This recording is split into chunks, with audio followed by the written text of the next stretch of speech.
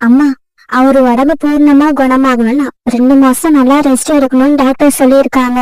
அடுத்த வாரம் குக்குக்கு school fees கட்டணும்.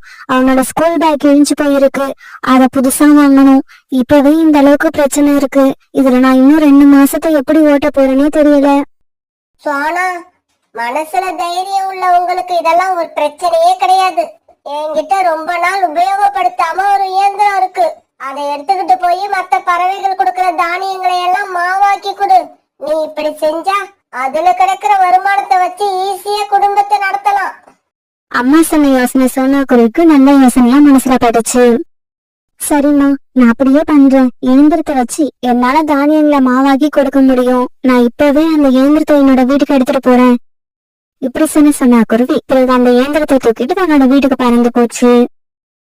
அம்மா, இது என்னம்மா இது? குக்கு, இதுக்கு பேரு இயந்திரம். காஞ்ச தானியங்களை இந்த இயந்திரத்துல வச்சு அரைச்சு மாவாக்கலாம். அம்மா இனிமேல் மற்ற பறவைகளோட தானியங்களை வாங்கி இந்த இயந்திரத்துல மாவு அரைச்சு கொடுத்து பணம் சம்பாதிக்க போறேன். அப்பதான் நம்மளால அப்பாவோட உடல்நிலை சரியாகி வர வரைக்கும் குடும்பத்தை நடத்த முடியும்.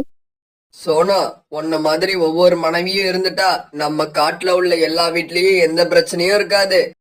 அப்பா அப்பா, இனிமே நானும் அம்மாவுக்கு உதவியா வேலை செய்வேன். ராக்கி, இந்த கொண்டக்கடலை எடுத்துக்கிட்டு போய் மாவா அரைச்சுக்கிட்டு வாங்க. சாயங்காலமா பச்சி சுடணும். இங்க பாரு ரீட்டா, மாவு அரைக்கிற இடம் இங்க இருந்து ரொம்ப தூரத்துல இருக்கு.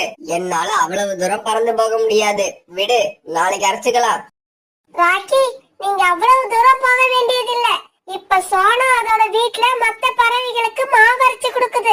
நீங்க சோனா வீட்ல போய் அரைச்சுக்கிட்டு வந்துருங்க. ரீட்டா கிட்ட இப்படி சொன்ன உடனே ராக்கி கிளை பிறகு கொண்டக்கடலை எடுத்துக்கிட்டு சோனாக்குருவி வீட்டுக்கு போச்சு. சோனா, இந்த கொண்டக்கடலைய மாவா அரைச்சு கொடு. ராக்கி, கொஞ்ச நேரம் அப்படியே உட்காருங்க, இதோ இப்பவே அரைச்சு கொடுக்கறேன். பிறகு சோனாக்குருவி அந்த இயந்திரத்துல கொண்டக்கடலையை எடுத்து போட்டுச்சு. பிறகு குக்கா அந்த இயந்திரத்தை சுத்த ஆரம்பிச்சான். பிறகு கொஞ்ச நேரத்துல சோனாக்குருவி ராக்கி எடுத்துட்டு வந்த கொண்டக்கடலைய மாவா அரைச்சு கொடுத்துருச்சு.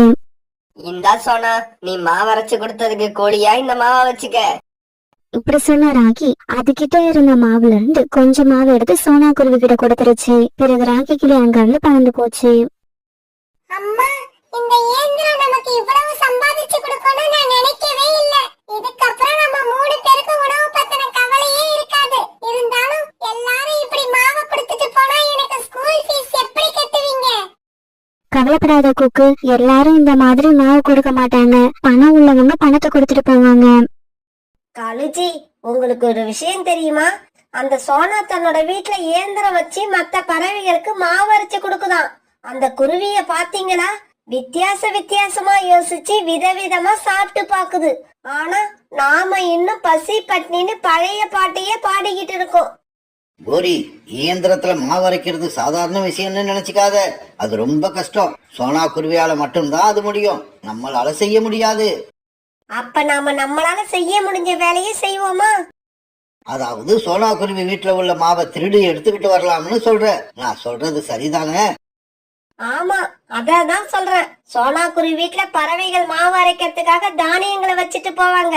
நாம அந்த மாவுல இருந்து கொஞ்சமா திருடி எடுத்துக்கிட்டா யாராலையும் கண்டுபிடிக்க முடியாது. சரிவா, இப்பவே போய் அந்த சோனா குருவி என்ன பண்ணுதுன்னு பாத்துட்டு வருவோம். இப்படி பேசிக்கிற காங்கள் 2 பேரும் பிறகு சோனாக்குருவி வீட்டை நோக்கி பறந்து போனாங்க. அங்க போன இவங்க 2 பேரும் சோனாக்குருவி வீட்டுக்கும் பக்கத்துல இருந்த ஒரு மரத்துக்கு பின்னால மறைஞ்சு நின்னுகிட்டு சோனாக்குருவி வீட்டை நோட் பண்ண ஆரம்பிச்சாங்க. அந்த சமயத்துல சோனாக்குருவி தன்னோட பையன் குக்கு கூட தண்ணி குடிக்கிறதுக்காக வீட்டுல இருந்து நதிக்கரைக்கு பறந்து போச்சு. காலுஜி, சோனா குருவி கிளம்பிடுச்சு, வாங்க வீட்டுக்குள்ள போவோம். இப்படி பேசிக்கிற காங்கள் 2 பேரும் பிறகு சோனாக்குருவி வீட்டுக்குள்ள போனாங்க. இவங்க வீட்டுக்குள்ள போனப்ப ராணாக்குருவி தூங்கிட்டு இருந்தது. காலுஜி, இங்க பாருங்க, சோளம், கொண்டக்கடலை, கோதுமை, அப்புறம் கடலை மாவு, பச்சரிசி மாவு, இப்படி விதவிதமா எல்லா உணவும் இருக்கு. இதுல எதை சாப்பிடுறது, எதை எடுத்துக்கிட்டு போறதுன்னு எனக்கு எதுவும் புரியல. இங்க பாரு கோரி, சோளத்தை இங்க சாப்பிட்டுட்டு கோதுமைய வீட்டுக்கு எடுத்துக்கிட்டு போவோம். இப்படி பேசிக்கிட்ட காங்கள் 2 பேரும் பிறகு சோளத்தை சாப்பிட ஆரம்பிச்சாங்க. அதை சாப்பிட்டு முடிச்சதும் கொஞ்சம் கோதுமையை எடுத்துக்கிட்டு தன்னுடைய வீட்டை நோக்கி பறந்து போனாங்க. குக்கு, வயிறு நேரம் தண்ணிய குடிச்சுக்க. ஏன்னா இப்ப நம்ம வீட்டுக்கு போனா சாயங்காலம் வரைக்கும் நமக்கு நிறைய வேலை இருக்கு. இடையில தண்ணீர் குடிக்க நதி பக்கம் வர முடியாது. அம்மா, நான் வேணுங்கிற அளவுக்கு தண்ணி குடிச்சிட்டேன். வாங்க போவோம். பிறகு சோனா குருவியும் குக்குவும் தங்களுடைய வீட்டுக்கு திரும்பி வந்தாங்க. இப்படி திரும்பி வந்த இவங்க சாயங்காலம் வரைக்கும் இருந்த தானியங்களை எல்லாம் அரைச்சு மாவாக்குனாங்க. சாயங்கால நேரத்துல ரோனிக்குருவி கோதுமை மாவை எடுக்கிறதுக்காக சோனா குருவி வீட்டுக்கு வந்துச்சு. சோனா, எனக்கு என்னவோ கோதுமை மாவு கொஞ்சம் குறையிற மாதிரி இருக்கு. நீ இதுல இருந்து மாவு ஏதாவது எடுத்தியா? இல்ல ரோனி அக்கா, நான் யாரா இருந்தாலும் அவங்களோட அனுமதி வாங்காம மாவை எடுக்க மாட்டேன். சரி, ஒருவேளை நான் கொடுத்த கோதுமையில இருந்து இவ்வளவுதான் மாவு வந்திருக்கும். இப்படி சொன்ன ரோனிக்குருவி பிறகு தன்னுடைய மாவை தூக்கிட்டு வீட்டுக்கு பறந்து போயிடுச்சு. அம்மா, ரோனி ஆண்டி சொல்றது உண்மைதான். அவங்க நிறைய கோதுமை கொடுத்திருந்தாங்க. அத பாக்குறப்ப மாவு இன்னும் அதிகமா வந்திருக்கணும். ஆனா அவங்க கொஞ்சம் மாவு தான் எடுத்துக்கிட்டு போறாங்க. குக்கு, கோதுமை நல்லா காஞ்சி இருந்தாதான் மாவு நிறைய வரும். கொஞ்சம் ஈரமா இருந்தா கூட மாவு குறைஞ்சிடும். என்னங்க, இந்த அரிசியை எடுத்துக்கிட்டு போய் சோனா குருவி கிட்ட அரைச்சுக்கிட்டு வாங்க. ராத்திரி உங்களுக்கு தோசை சுட்டு கொடுக்கறேன். ராணி, போன தடவை நீ சுட்ட தோசை ரொம்பவும் நல்லா இருந்துச்சு. இன்னைக்கும் அதே மாதிரி சுட்டு கொடு. இப்படி சொன்ன சாகர்புறா ராணிபுரா கொடுத்த அரிசியை எடுத்துக்கிட்டு சோனா குருவி வீட்டுக்கு போச்சு. சாகரம்மா, நீங்க சாயங்காலமா வந்து உங்க மாவை எடுத்துட்டு போங்க. சோனா குருவி இப்படி சொன்ன உடனே சாகர்புரா அரிசியை வச்சுட்டு தன்னுடைய வீட்டுக்கு போயிடுச்சு. பிறகு கொஞ்ச நேரம் கழிச்சு குக்கு சாகர்புரா கொடுத்துட்டு போன அரிசிய மாவை அரைச்சு வச்சுட்டான். குக்கு, வா நாம 2 பேரும் போய் காட்டுக்குள்ள இருந்து விறகுகளை எடுத்துட்டு வருவோம். மீதி இருக்கிற வேலைகளை சாயங்காலம் பாத்துக்கலாம். பிறகு கோடாரியும் எடுத்துக்கிட்டு குக்குவும் சோனா குருவியும் விறகு வெட்டுறதுக்காக காட்டுக்குள்ள பறந்து போனாங்க. இவங்க 2 பேரும் இப்படி வீட்டை விட்டு வெளியில பறந்து போறத பார்த்த காளிக்காகமும் கோரிக்காகமும் சோனா குருவியோட வீட்டுக்குள்ள போனாங்க. காலுஜி, இங்க பாருங்க, அரிசி மாவு இருக்கு. இதை எடுத்துக்கிட்டு போனா இன்னைக்கு ராத்திரி உங்களுக்கு நான் தோசை சுட்டு கொடுப்பேன். கோரி, எல்லா மாவையும் எடுத்துக்கிட்டு போனா சோனா குருவி கண்டுபிடிச்சிடும். அதனால கொஞ்சம் அரிசி மாவையும் கொஞ்சம் கொண்ட கடலையும் எடுத்துட்டு போவோம். இப்படி பேசிக்கிட்ட காங்க பிறகு அவங்களுக்கு தேவையானதை எடுத்துக்கிட்டு அங்கிருந்து பறந்து போனாங்க. விறகு வெட்ட போயிருந்த சோனா குருவியும் குக்குவும் சாயங்காலமா விறகுகளை வெட்டி எடுத்துக்கிட்டு தங்களுடைய வீட்டுக்கு திரும்பி வந்தாங்க. இவங்க திரும்பி வந்த கொஞ்ச நேரத்துல மாவு எடுக்கிறதுக்காக சாகர்புரா வீட்டுக்கு வந்துச்சு. தன்னுடைய மாவை பார்த்த சாகர்புரா இப்படி பேச ஆரம்பிச்சது. சோனா, எனக்கு மாவு கொஞ்சம் குறையிற மாதிரி இருக்கு. நீ அரிசிய கொஞ்சம் எடுத்து வச்சுக்கிட்டியா? இல்ல சாகரண்ணா, நீங்க கொடுத்த அரிசி அப்படியே அரைச்சு வச்சிருக்கோம். ஒருவேளை எனக்கு தான் அப்படி தோணுதுன்னு நினைக்கிறேன். நான் நினைச்சது தவறா கூட இருக்கலாம். இப்படி சொல்லிட்டு சாகர்புரா அங்கிருந்து பறந்து போயிடுச்சு. அம்மா, சாகரங்கள் சொல்றது உண்மைதான். அவங்க அரிசி கொடுத்த அளவுக்கு மாவு நம்ம திருப்பி கொடுக்கல. மாவு கண்டிப்பா குறையுது. குக்கு, அப்படின்னா இதுல ஏதோ விஷயம் இருக்கு. நாம வெளியில போறப்ப அப்பா தூங்கிட்டு இருக்காங்க. அந்த சமயத்துல யாரோ வீட்டுக்குள்ள வராங்கன்னு நினைக்கிறேன். அவங்க யாருன்னு நம்ம கண்டுபிடிக்கணும். அம்மா, ராத்திரியும் பகலும் நாம ஜாக்கிரதையா இருக்கணும். பகல்ல நாம 2 பேரும் சேர்ந்து தண்ணி குடிக்க போக வேண்டாம். ஒருத்தர் ஒருத்தரா போய் தண்ணி குடிச்சிட்டு வருவோம். நம்ம தண்ணி குடிக்க போறப்ப வீடு திறந்துதான் இருக்கு. அதனாலதான் திருடர்கள் ஈஸியா வந்துடுறாங்க. அப்புறம் ராத்திரியில நம்மளால முடிஞ்ச வரைக்கும் தூங்காம இருக்கணும். ஆமா குக்கு, நம்ம ராத்திரியில ஜன்னல் கதவை திறந்து வைப்போம். ஒருவேளை திருடர்கள் ராத்திரி வந்தாலும் வரலாம். பிறகு ராத்திரி ஆச்சு. இப்படி பேசிக்கிட்ட சோனா குருவியும் குக்குவும் பிறகு ராத்திரி ஜன்னல் கதவை திறந்து வச்சுட்டு தங்களோட கூட்டுல படுத்துக்கிட்டாங்க. காலுஜி, இந்த சோனா குருவி வீட்டுல பகல்ல போய் திருறது ரொம்ப கஷ்டமா இருக்கு. பேசாம நாம இன்னைக்கு ராத்திரியே போய் நமக்கு தேவையானதெல்லாம் எடுத்துக்கிட்டு வந்துருவோம். கோரி, எனக்கு என்னவோ ராத்திரியில அங்க போறது சரியா படல. நாம பகல்லையே நமக்கு தேவையானதை எடுத்துக்கலாம். காலுஜி, நீங்க வந்தா வாங்க, வராட்டி போங்க. ராத்திரி போய் எனக்கு தேவையானதை நான் எடுத்துக்கிட்டு வரேன். இப்படி சொன்ன கோரிக்காகும் பிறகு சோனா குருவி வீட்டை நோக்கி பறந்து போச்சு. திறந்திருந்த ஜன்னல் வழியா கோரிக்காகமும் ஈஸியா சோனா குருவி வீட்டுக்குள்ள போயிடுச்சு. ஆனா அதே சமயம் தூங்காம படுத்திருந்த சோனா குருவியும் குக்குவும் கோரிக்காவும் உள்ள வந்ததை பாத்துட்டாங்க. உடனே குக்கு ரொம்ப வேகமா செயல்பட்டு ஜன்னலுக்கு தாவி போய் திறந்திருந்த கதவை மூடி வச்சுட்டான். கோரி அக்கா, நீங்க தானியங்களையும் மாவையும் எங்க வீட்டுல இருந்து திருடிட்டு போனது கூட எனக்கு பெருசா தெரியல. ஆனா நீங்க செஞ்ச காரியத்தால எங்க கஸ்டமர் எல்லாம் எங்க மேல சந்தேகப்பட்டு இருப்பாங்க. அதுக்காக தான் உங்களுக்கு இப்ப சரியான தண்டனை கொடுக்க போறேன். இப்படி சொன்ன சோனா குருவியும் குக்குவும் சேர்ந்து கோரிக்காகத்தை தூக்கி அந்த இயந்திரத்துல நிக்க வச்சாங்க. அம்மா, நான் இயந்திரத்தை சுத்தி விடவா? சுத்தி விடு குக்கு, உன்னால எவ்வளவு வேகமா சுத்த முடியுமோ அவ்வளவு வேகமா சுத்து. அம்மா இப்படி சொன்ன உடனே குக்கு அந்த இயந்திரத்தை வேகமா சுத்த ஆரம்பிச்சான். ஐயோ, நிறுத்துங்க, நிறுத்துங்க, சுத்துறத நிறுத்துங்க. உலகமே சுத்துது. நான் என்ன பண்ணுவேன்?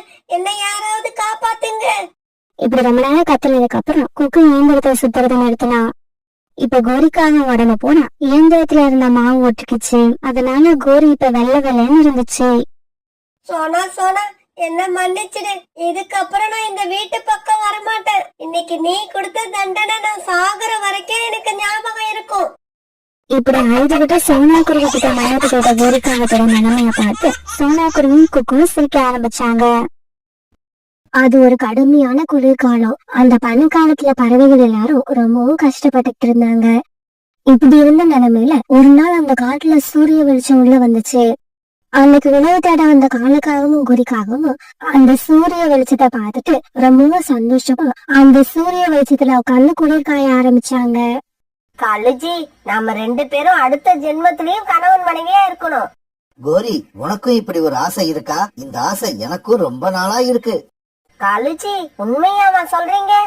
ஆமா, கணவன் மனைவியா தான் இருப்போம். ஆனா எனக்கு வேற மனைவி, உனக்கு வேற கணவன். இதனால கோவமான கோரி கீழே கடந்த கல்லை எடுத்து காலுவை நோக்கி விட்டெறிஞ்சது. இத பார்த்த காலுக்காக வேற பக்கம் நகர்ந்ததால அடிபடாம தப்பிச்சிருச்சு. கோரி, என்ன அடிக்காத. நான் விளையாட்டுக்கு சொல்லல, உண்மையாதான் சொன்னேன். ஐயோ, வாய் தவறிடுச்சு. கோரி, நான் உண்மையா சொல்லல, விளையாட்டுக்காக தான் சொன்னேன். காலுவும் கோரியும் இப்படி பேசிக்கிட்டு இருக்க சமயத்துல யாரோ கத்துன சத்தம் கேட்டுச்சு. என்ன காப்பாத்துங்க, என்ன காப்பாத்துங்க, யாராவது எனக்கு உதவி பண்ணுங்க. கோரி, யாரோ கத்துற சத்தம் கேட்கல? ஆமா காலுஜி, சத்தம் அந்த திசையில இருந்துதான் வருது. வாங்க யாருன்னு போய் பாப்போம். இப்படி பேசிக்கிட்ட இவங்க பிறகு சத்தம் வந்த திசையை நோக்கி பறக்க ஆரம்பிச்சாங்க. காலுக்காகவும் கோரிக்காகவும் சத்தம் வந்த திசையில போய் பார்த்தப்ப ஒரு அழகான குட்டி தேவதை ஒரு புதர் காட்டுக்குள்ள மாட்டிக்கிட்டு இருந்தது. காகங்களே, என்ன காப்பாத்துங்க. என்னோட ரெக்கைகள் இந்த புதர் செடிக்குள்ள சிக்கிக்கிட்டதால என்னால வெளியில வர முடியல. கோரி, வா, இந்த தேவதைய புதர் செடிக்குள்ள இருந்து வெளியில இழுப்போம். காலுஜி, கொஞ்சம் அவசரப்படாம இருங்க. நான் இந்த குட்டி தேவதை கிட்ட ஒரு டீல் பேசிக்கிறேன். என்னது, டீல் பேச போறியா? ஆமா காலுஜி, இந்த தேவதையை நாம விடுதலை பண்ணனா அதனால நமக்கு என்ன லாபம்? இங்க பாரு தேவதையே, இந்த செடியில இருந்து உன்னை நாங்க விடுவிச்சா எங்களுக்கு என்ன கொடுப்ப? காகமே, சீக்கிரமா என்ன இந்த புதர் செடியில இருந்து எடுத்து விடுங்க. அப்படி எடுத்து விட்டீங்கன்னா யாருக்குமே தெரியாத இயற்கையோட ரகசியத்தை நான் உங்களுக்கு சொல்லுவேன். தேவதை இப்படி சொன்ன பிறகு காலுக்காகவும் கோரிக்காகவும் சேர்ந்து அந்த தேவதைய புதர் செடியில இருந்து வெளியில எடுத்தாங்க.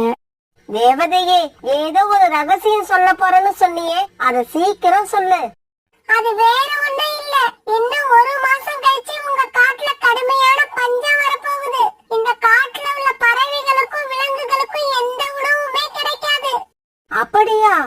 ஆமா, அதனால உங்களுக்கு தேவையான உணவு எல்லாம் இன்னையில இருந்து சேமிச்சு வைக்க ஆரம்பிங்க. அப்படி செஞ்சீங்கன்னா எவ்வளவுதான் பஞ்சம் வந்தாலும் நீங்க உணவுக்கு கஷ்டப்படாம இருப்பீங்க. அப்புறம் ஒரு விஷயம், எல்லா பறவைகள் கிட்டயும் இந்த விஷயத்த சொல்லிடுங்க. இப்படி சொன்ன தேவதை பிறகு அங்கிருந்து மறைஞ்சு போயிடுச்சு. காலுஜி, நீங்க அவசரப்பட்டு இந்த தேவதை சொன்ன விஷயத்த எந்த பறவைகிட்டயும் சொல்லிடாதீங்க. ஆமா கோரி, எல்லா பறவையும் உணவு கிடைக்காம கஷ்டப்படுற சமயத்துல நாம மட்டும் எந்த கஷ்டமும் இல்லாம சந்தோஷமா இருக்கணும். அத பார்த்து எல்லா பறவைகளும் பொறாமப்படணும். உணவு கேட்டு நம்ம வீட்டு வாசல்ல வந்து நிக்கணும். காலுஜி, சரி வாங்க, இப்பவே போய் இந்த காட்டுல இருக்கிற தானியங்கள் பழங்கள் எல்லாத்தையும் கொண்டு வந்து நம்ம வீட்டுல சேகரிச்சு வச்சுப்போம். கோரி, அதுதான் தப்பு. நீ சொன்ன வேலையை நாம பகல்ல செய்யக்கூடாது, ராத்திரியில தான் செய்யணும். நாம உணவை கொண்டு வந்து சேகரிக்கிறத மத்த பறவைங்க பார்த்தாங்கன்னா அவங்க எல்லாம் உடனே யோசிக்க ஆரம்பிச்சிருவாங்க. பிறகு ராத்திரி ஆச்சு. காலுக்காகவும் கோரிக்காகவும் ஆளுக்கு ஒரு கூடையை தூக்கிட்டு தங்களுடைய வீட்டுல இருந்து பறந்து போனாங்க. இப்படி போனவங்க அந்த காட்டுல இருந்த பழங்கள் எல்லாத்தையும் பறிச்சு கூடையில அடுக்க ஆரம்பிச்சாங்க. இந்த மாதிரி பறிச்ச எல்லா பழங்களையும் உடனே தங்களோட வீட்டுக்கு எடுத்துட்டு போனாங்க. இப்படி ராத்திரி பூரா பழங்களை பறிச்சு வீட்டுக்கு எடுத்துட்டு போனதால அந்த காட்டுல இப்ப பழங்களே இல்லாம போயிடுச்சு. மறுநாள் ராத்திரி காகங்கள் 2 பேரும் அந்த காட்டுல இருந்த தானியங்கள் எல்லாத்தையும் மூட்டையா கட்டி தங்களுடைய வீட்டுக்கு கொண்டு வர ஆரம்பிச்சாங்க. அன்னைக்கு பொழுது விடியறதுக்குள்ள காலுக்காகத்தோட வீடு பழங்களாலையும் தானியங்களாலையும் நிரம்பி வழிய ஆரம்பிச்சது. மறுநாள் பொழுது விடிஞ்சிச்சு. உணவு தேடி வந்த சோனா குருவி அந்த மரத்துல எந்த பழங்களும் இல்லாத பார்த்துட்டு அதிர்ச்சி ஆயிடுச்சு. கொஞ்ச நாளைக்கு முன்னாடிதான் இந்த மரத்துல நிறைய பழங்கள் இருக்கிறத பார்த்தேன். ஆனா இப்ப இந்த மரத்துல ஒரு பழம் கூட இல்ல. அவ்வளவு பழமும் எங்கதான் போச்சு? சரி, இன்னும் கொஞ்சம் தூரம் போனா கொய்யா மரம் இருக்கும். அதுல எப்படியும் பழங்கள் பழுத்திருக்கும். சோனாகுரு இப்படி நினைச்சுக்கிட்டு இருக்கப்ப ரீட்டா கிளி அங்க பறந்து வந்தது. ரீட்டா, இந்த மரத்துல இருந்த பழங்கள் எல்லாமே காலி ஆயிடுச்சு. வா, நம்ம இன்னும் கொஞ்சம் தூரம் போய் கொய்யா பழம் சாப்பிட்டுட்டு வருவோம். சோனா, அந்த கொய்யா மரத்துல ஒரு பழம் கூட இல்ல. எல்லா பழமும் எங்க போச்சுன்னே தெரியல. அந்த காட்டுல இப்ப கடுமையான பனி பொழிவு ஆரம்பிச்சது. இப்படி ஆரம்பிச்ச பனி பொழுது நிக்கவே இல்ல, பேஞ்சுக்கிட்டே இருந்துச்சு. தாவூது சொன்ன மாதிரி அந்த காட்டுல இப்ப உணவு கொஞ்சம் வந்துருச்சு. உணவு கிடைக்காம எல்லா பறவைகளும் ரொம்ப கஷ்டப்பட்டாங்க. புறா, உங்க வீட்ல ஏதாவது தானியங்கள் இருந்தா கொடு. நானும் என்னோட குழந்தையும் நேத்துல இருந்து எதுவும் சாப்பிடல. ரீட்டா, எங்க வீட்ல இருந்த தானியங்களை நாங்க 3 பேரும் இப்பதான் சாப்பிட்டு முடிச்சோம். இதுக்கப்புறம் எங்க வீட்ல எந்த உணவும் கிடையாது. எனக்கு என்ன பண்றதுன்னே தெரியல. அப்படின்னா நம்ம எல்லாரும் பட்னி கிடந்து சாக போறோமா? இவங்க இப்படி பேசிக்கிட்டு இருக்கப்ப சோனா குருவி அங்க வந்துச்சு. இப்படி வந்த சோனா குருவி கிட்ட புறாவும் ரீட்டா கிளியும் தங்களோட கஷ்டத்தை சொன்னாங்க. புறாண்ணா, நான் இப்ப வரப்ப காரணனோட வீட்டுல நிறைய தானியங்கள் இருக்கிறத ஜன்னல் வழியா பார்த்தேன். வாங்க, அவங்க கிட்ட போய் கொஞ்சம் தானியங்களை வாங்கிட்டு வருவோம். பிறகு புறா, சோனா குருவி, ரீட்டா கிளி இவங்க 3 பேரும் காலுக்காகத்தோட வீட்டுக்கு பறந்து போனாங்க. ஆமா, எங்க வீட்டுல தானியங்கள் இருக்குன்னு உங்களுக்கு யார் சொன்னது? காலண்ணா, நான் இந்த வழியா பறந்து போறப்ப உங்க வீட்டுல நிறைய தானியங்கள் இருக்கிறது ஜன்னல் வழியா பார்த்தேன். ஜன்னலை திறந்து வைக்காதீங்க, மூடி வைங்கன்னு உங்ககிட்ட எத்தனை தடவை சொன்னேன். நீங்க என் பேச்ச கேட்காததால இப்ப நம்ம வீட்டு வாசல்ல இவ்வளவு பெரிய கூட்டம் வந்திருக்கு. கோரி, நீயும் காலவும் எத்தனை தடவை எங்க வீட்ல வந்து தானியங்களை வாங்கிக்கிட்டு வந்திருக்கீங்க. ஆனா இப்ப நாங்க சாப்பிடறதுக்கே எதுவும் இல்ல. அதனால நீங்க தான் எங்களுக்கு கொடுத்து உதவணும். குடுக்குறோம், ஆனா சும்மா கொடுக்க மாட்டோம். நாங்க சொல்ற வேலையை செய்யறவங்களுக்கு தான் தானியங்களை கொடுப்போம். கோரியக்கா, என்ன செய்யறதுன்னு சொல்லுங்க. என்னோட குழந்தைங்களுக்கு உணவு கிடைக்கிறதுக்காக நான் எதையும் செய்வேன். அப்படியா சொன்னா, நீ முதல்ல வீட்டுக்குள்ள போய் வீட்டை சுத்தம் பண்ற வேலையை பாரு. சுத்தம் பண்ணி முடிச்சிட்டு வந்து நீ கேட்ட தானியங்களை வாங்கிக்கிட்டு போ. கோரி இப்படி சொன்ன உடனே சோனா குருவி காலுக்காக வீட்டுக்குள்ள போய் அந்த வீட்டை சுத்தம் பண்ண ஆரம்பிச்சது. பிறகு சீக்கிரமாவே அந்த வீட்டை அதை சுத்தம் பண்ணி முடிச்சிருச்சு. இந்தா சொன்னா, நீ செஞ்ச வேலைக்கு உனக்கு சம்பளம். நாளைக்கே உனக்கு தானியங்கள் வேணும்னா இதே மாதிரி வேலை பார்த்துட்டு தானியங்களை வாங்கிக்கிட்டு போகலாம். ரீட்டா, சீக்கிரமா கொல்லை பக்கம் போய் அங்க கிடக்குற பாத்திரங்களை எல்லாம் சுத்தம் பண்ணு. அப்பதான் உனக்கு தானியங்கள் கிடைக்கும். உடனே ரீட்டா கிட்ட கோரிக்காங்க வீட்டுல இருந்த பாத்திரங்களை சுத்தம் பண்ண ஆரம்பிச்சது. பாத்திரங்களை சுத்தம் பண்ணி முடிச்சதுக்கு அப்புறம் ரீட்டா கிளுக்கும் கொஞ்சம் தானியங்களை கொடுத்து அனுப்பி வச்சாங்க. புறா, நீ ஏன் நின்னு வேடிக்கை பார்த்துக்கிட்டு இருக்க? சீக்கிரமா கொஞ்சம் காஞ்ச விறகுகளை வெட்டி எடுத்துக்கிட்டு வா. அப்பதான் உனக்கு தேவையான தானியங்கள் உனக்கு கிடைக்கும். பிறகு வேற வழி இல்லாத புறா காட்டுக்குள்ள போய் விறகுகளை வெட்டி எடுத்துட்டு வந்துச்சு. புறா எடுத்துட்டு வந்த விறகுகளை வாங்கிக்கிட்ட காரங்கள் பிறகு புறாவுக்கு கொஞ்சம் தானியங்களை கொடுத்து அனுப்புனாங்க. கழுஜி, இந்த காட்டுல உள்ள பறவைகள் எல்லாருமே இப்ப நமக்கு வேலைக்காரங்களா மாறிட்டாங்க. இத நினைச்சா எனக்கு ரொம்ப சந்தோஷமா இருக்கு. இப்படியே சில நாட்கள் நகர்ந்துச்சு. ஒரு நாள் அந்த காட்டுல பனிக்காத்து வேகமா வீச ஆரம்பிச்சது. இப்படி வீச ஆரம்பிச்ச காத்தால கோரிக்காவத்தோட வீடு லேசா ஆட ஆரம்பிச்சது. பிறகு கொஞ்ச நேரத்துல எல்லாம் காங்களோட வீடு அப்படியே இடிஞ்சு தரையில விழுந்துடுச்சு. மேல இருந்து கீழே விழுந்த அதிர்ச்சியில காங்கள் 2 பேரும் மயங்கி கீழே கிடந்தாங்க. அவங்க வீட்டுல இருந்த பழங்களும் தானியங்களும் அந்த காடு புறா இறஞ்சு கிடந்தது. இந்த விஷயத்த கேள்விப்பட்ட எல்லா பறவைகளும் அந்த இடத்துக்கு வந்தாங்க.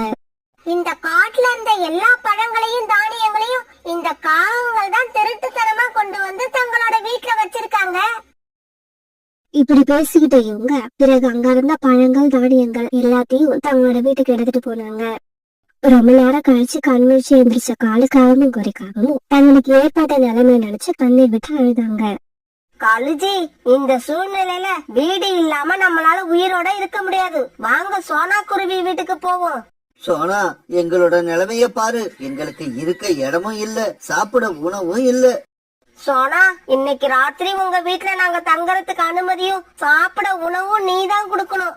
காரணம் கோரியக்கா, நீங்க கேட்ட இன்னும் கண்டிப்பா கொடுக்கறேன். ஆனா அதுக்கு முன்னால ஒருத்தர் போய் வீட்டை போயிருக்குங்க, இன்னொருத்தர் போய் பாத்திரத்தை சுத்தம் பண்ணுங்க.